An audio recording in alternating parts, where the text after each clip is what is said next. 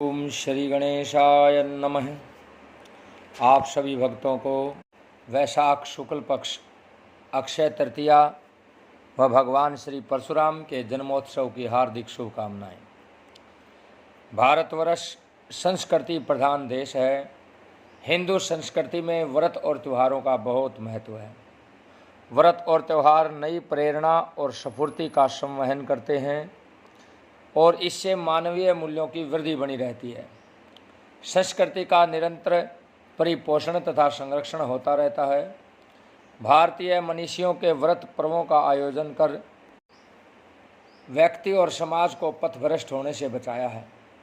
भारतीय कालगणना के अनुसार 4 संवत्सर अभिजीत मुहूर्त हैं। सबसे पहले चैत्र शुक्ल प्रतिपदा, जिसे गुड़ी पड़वा भी कहा गया, आखा तीज, अक्षय तृतीया व श्री परशुराम जयंती भी कहा गया, और दशहरा व दीपावली के पूर्व की प्रदोष तिथि। वैशाख माह के शुक्ल पक्ष की तृतीया को अक्षय तृतीया या आखा तृतीया या आखा तीज भी कहते हैं। अक्षय का शाब्दिक अर्थ है जिसका कभी नाश न हो अथवा जो स्थायी रहे, और स्थायी वही रह सकता है जो सर्वदा सत्य है। सत्य केवल परमात्मा ही है जो अक्षय, अखंड और सर्वव्यापक है। यह अक्षय तृतीया तिथि ईश्वरीय तिथि है। यह अक्षय तिथि श्री परशुराम जी का जन्मदिन होने के कारण परशुराम तिथि भी कही गई है। परशुराम जी की गिनती चिरंजीवी महात्माओं में की जाती है। अश्वत्थामा बलिर्व्यासो हनुमांश्च विभीषणः कृपः परशुरामश्च सप्तैते चिरजीविनः। अतः ये तिथि चिरंजीवी तिथि भी कही गई है। चारों युग, सत्ययुग, त्रेता युग, द्वापर युग और कलयुग, इनमें से त्रेता युग का आरंभ इसी अक्षय तृतीया को हुआ था, जिससे इस तिथि को युग के आरंभ की तिथि युगादि तिथि भी कहा गया है। और इसी तिथि को चारों धामों में से उल्लेखनीय एक धाम भगवान श्री बद्री नारायण के पट भी खुलते हैं। दर्शनार्थियों और भक्तों की अपार भीड़ रहती है। भक्तों के द्वारा इस दिन किए हुए पुण्य कार्य, त्याग, दान, दक्षिणा, जप, तप, होम, हवन, गंगा स्नान आदि कार्य अक्षय तिथि की गिनती में आते हैं। भगवान भक्तों का प्रसाद प्रेम से ग्रहण करते हैं। अक्षय तृतीया को ही सबसे मुख्य बात यह है कि वृंदावन में श्री बिहारी जी के चरणों के दर्शन वर्ष में सिर्फ एक बार होते हैं। देश के कोने कोने से श्रद्धालु भक्तजन चरण दर्शन करने के लिए वृंदावन आते हैं। और ऋषियों का मानना है कि ये तिथि जो है हमें स्वयं को टटोलने के लिए, आत्मान्वेषण के लिए, आत्मविवेचन के लिए, अवलोकन की प्रेरणा देने वाली है। यह दिन निज मन मुकुर सुधारी का दिन है। अक्षय के कार्यों के स्थान पर अक्षय कार्य करने का दिन है। इस दिन हमें देखना समझना होगा कि भौतिक रूप से दिखाई देने वाला ये स्थूल शरीर, संसार और संसार की समस्त वस्तुएं अक्षय धर्मा है। और अक्षय तृतीया का दिन सामाजिक पर्व का दिन है।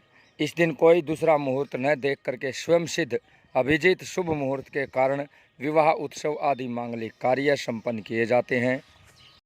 इस दिन गीता का पाठ अवश्य करना चाहिए। गीता स्वयं एक अक्षय अमरनिधि ग्रंथ है, जिसका पठन पाठन मनन स्वाध्याय करके हम जीवन की पूर्णतया को प्राप्त कर सकते हैं, जीवन की सार्थकता को समझ सकते हैं और अक्षयता को प्राप्त कर सकते हैं। अक्षय तिथि के समान हमारा संकल्प दृढ़, श्रद्धापूर्ण और हमारी निष्ठा अटूट होनी चाहिए। तभी हमें व्रत उपवास का समग्र आध्यात्मिक फल प्राप्त हो सकता है। भारतीय लोकमानस सदैव से ऋतु पर्व मनाता रहा है। हर ऋतु के परिवर्तन को मंगल भाव के साथ मनाने के लिए व्रत, पर्व, त्योहारों की एक श्रृंखला लोक जीवन को निरंतर आबद्ध किए हुए है। इसी श्रृंखला में अक्षय तृतीया का पर्व वसंत और ग्रीष्म के संधि काल का महोत्सव है। वैशाख शुक्ल तृतीया को मनाया जाने वाला ये पर्व लोक में बहुश्रुत और बहुमान्य है। विष्णु धर्मसूत्र, मत्स्य पुराण, नारदीय पुराण, भविष्य आदि पुराणों में इसका विस्तृत उल्लेख है और इस व्रत की कई गाथाएं हैं।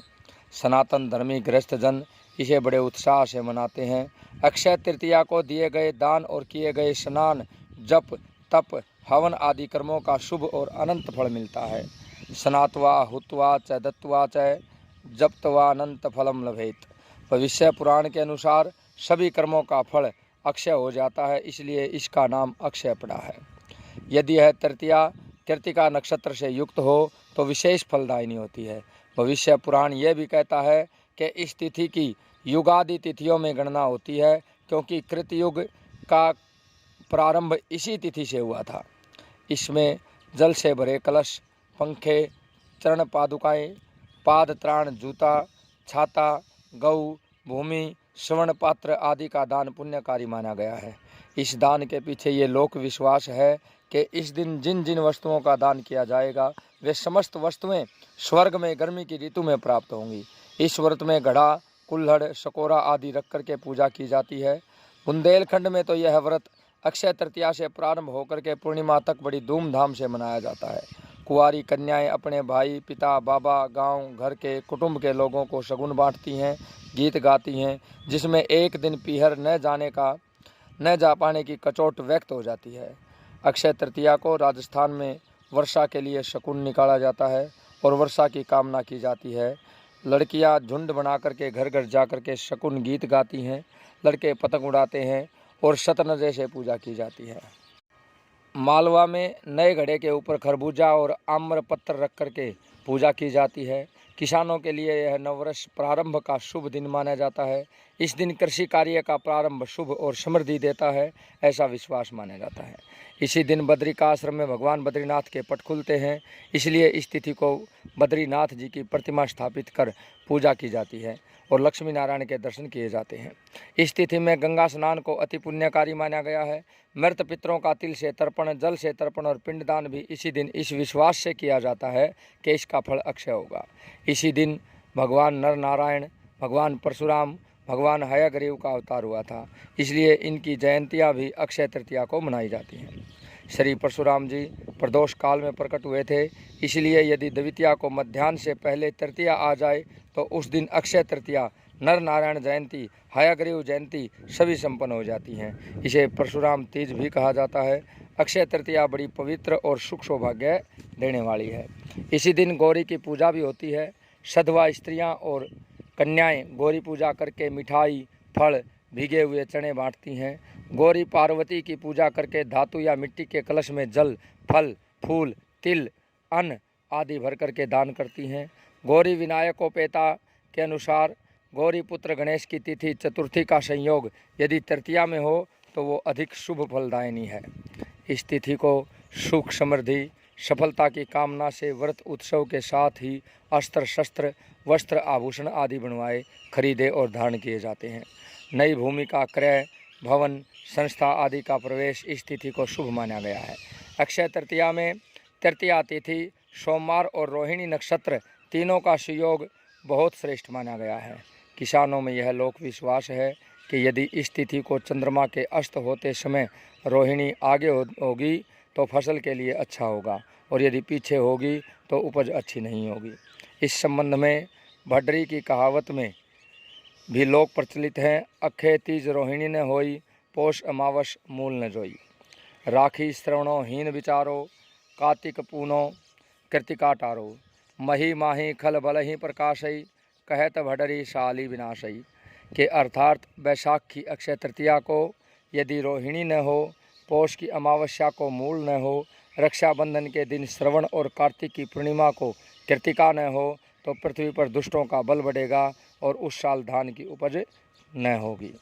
इस तिथि पर ईख के रस से बने पदार्थ, दही, चावल, दूध से बने व्यंजन, खरबूजा, तरबूज, लड्डू का भोग लगा करके दान करने का भी विधान है। स्कंद पुराण और भविष्य पुराण में उल्लेख है कि बैसाख शुक्ल पक्ष की तृतीया को रेणुका के गर्भ से भगवान विष्णु ने भगवान परशुराम के रूप में जन्म लिया था। कोंकण और चिपलून के मंदिर, परशुराम मंदिरों में इस तिथि को परशुराम जयंती बड़ी धूमधाम से मनाई जाती है। दक्षिण भारत में भगवान परशुराम जयंती का विशेष महत्व है। परशुराम जयंती होने के कारण इस तिथि में भगवान परशुराम के आविर्भाव की कथा भी कही सुनी जाती है।